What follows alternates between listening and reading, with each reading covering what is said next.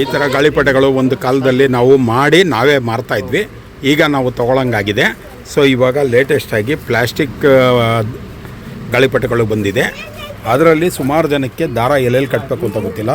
ನೋಡಿ, ಇಲ್ಲಿ ತೋರಿಸ್ತಾ ಇದ್ದೀನಿ. ಇಲ್ಲಿ ಇಂಟು ಮಾರ್ಕ್ ಇರುತ್ತೆ. ಸೊ ಈ ಥರ ಬಂದಿರಬೇಕು ದಾರ. ಅದೇ ರೀತಿಯಲ್ಲಿ ಈ ಎಂಡ್ಗಿಂತ ಒಂದು 3 ಇಂಚು 4 ಇಂಚು ಮೇಲೆ ಹಿಂಗಿರಬೇಕು. ಮತ್ತು ಯಾವುದೇ ದಾರ ಕಟ್ಟಿದ್ರೆ ಆ ದಾರಾನ ಈ ಲೆವೆಲಿಗೆ ತೊಗೋಬೇಕು. ಇಲ್ಲಿ ಈ ಗಂಟು ಹಾಕ್ಬಿಟ್ಟು ಇದನ್ನು ಆರಿಸೋದು.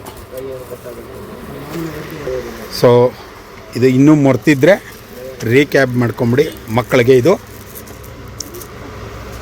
ಹೇಳ್ಕೊಟ್ಟಂಗೆ ನೋಡಿ, 2 ಕಡೆ ಲೆವೆಲ್ ಬರುತ್ತೆ.